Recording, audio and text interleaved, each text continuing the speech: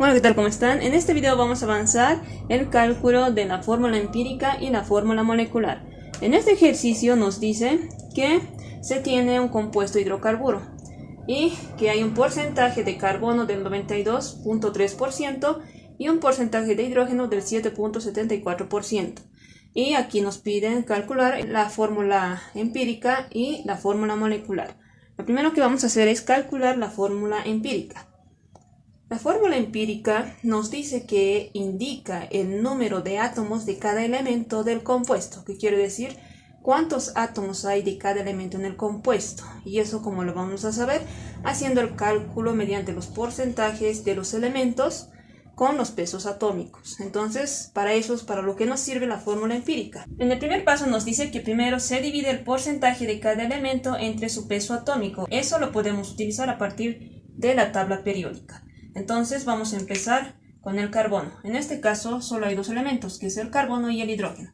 El porcentaje del carbono es 92,3. Ahora, esto vamos a dividir entre su peso atómico. El peso atómico redondeado del carbono es 12. Entonces, haciendo la división, este es el primer paso. En el segundo tenemos al hidrógeno y el porcentaje del hidrógeno es de 7,74 y vamos a dividir de igual manera entre su peso atómico.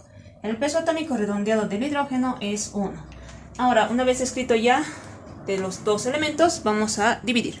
Ahora, en el carbono, 92,3 dividido entre 12 nos va a dar un resultado de 7,692. Ahora, 7,74 dividido entre 1 nos va a dar de igual manera 7,74. Ahora, nos dice que en el segundo paso, este es el segundo paso, nos dice que debemos dividir el resultado, es decir, estos dos resultados, entre el resultado menor. ¿Qué quiere decir? Que hay que elegir entre uno de estos dos resultados el menor, que en este caso sería este resultado, que es el menor, y dividir los dos resultados entre el menor resultado, que sería este. Entonces vamos a dividir en el carbono este resultado 7,692, vamos a dividirlo entre el menor de los resultados, que en este caso va a ser el mismo resultado del carbono, que es 7,692. Y de igual manera en el hidrógeno vamos a escribir 7,74 dividido entre 7,692, porque es el menor resultado de los dos. En el segundo paso nos dice eso, que hay que dividir los resultados entre el menor de ellos, que en este caso es el resultado del carbono. Entonces hemos dividido entre el menor resultado. Ahora, ¿cuánto va a ser este monto? 7,692 dividido entre 7,692 nos va a dar un resultado de 1. Ahora seguimos con el hidrógeno. 7,74 dividido entre 7,692 nos va a dar un resultado de 1,006. Y nos dice que cuando se hace la división de los resultados entre el resultado menor, estos números nos tienen que salir enteros. En caso de que no salgan enteros, hay que hacer el redondeo si en qué caso requiere.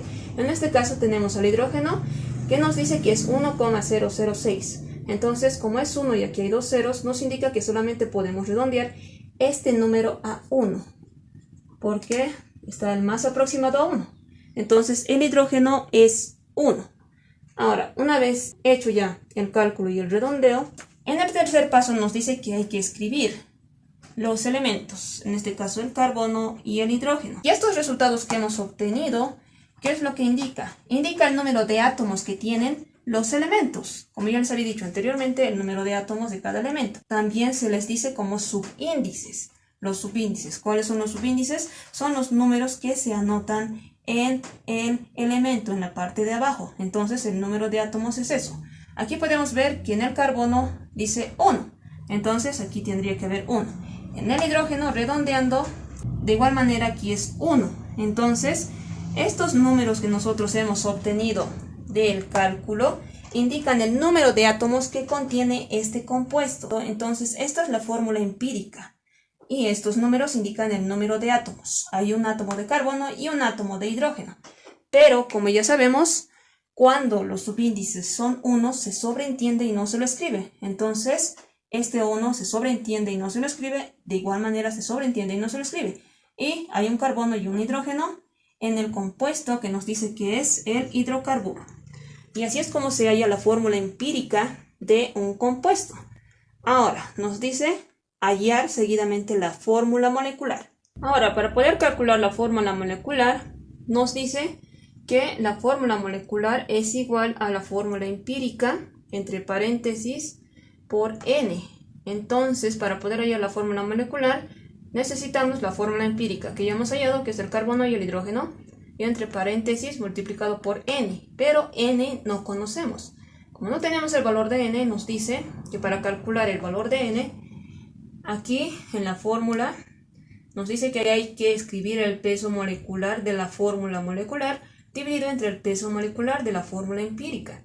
Ahora, cuando se pide hallar la fórmula molecular, se da en el enunciado un dato que nos dice el peso molecular aproximado en algunos enunciados del compuesto, que en este caso nos dice que el peso molecular aproximado es 79 gramol. Cuando nos dicen el dato de un peso molecular, se está refiriendo a la fórmula molecular.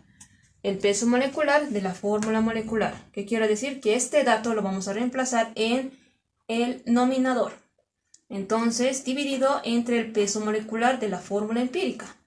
Tenemos la fórmula empírica, pero no tenemos el peso molecular. Entonces vamos a hallar el peso molecular de la fórmula empírica y así vamos a poder hallar el valor de N.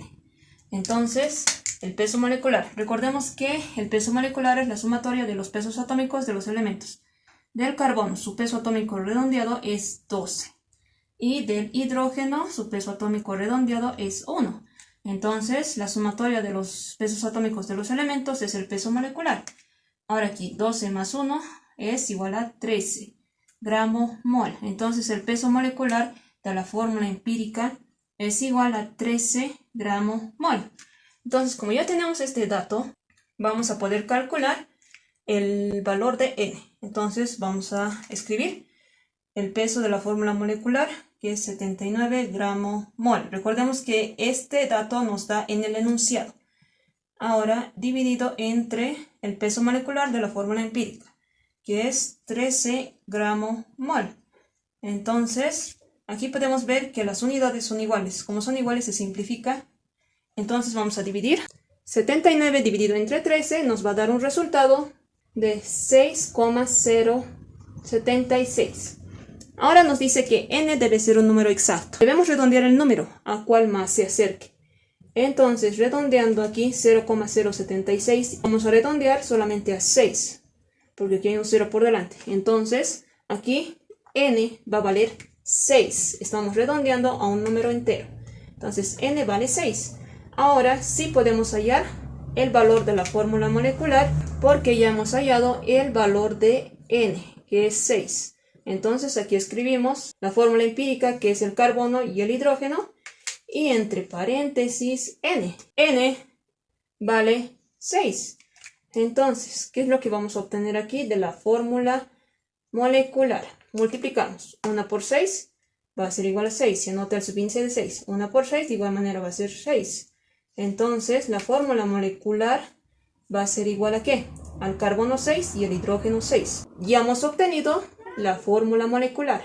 ¿Y cuál es el nombre de este compuesto? El nombre de este compuesto es el benceno. Así es como se calcula la fórmula empírica y la fórmula molecular de los compuestos. Si tienes alguna duda, escribe en los comentarios. Si te gustó el contenido del video, te invito a que te suscribas, a que le des like y compartas. Hasta la próxima.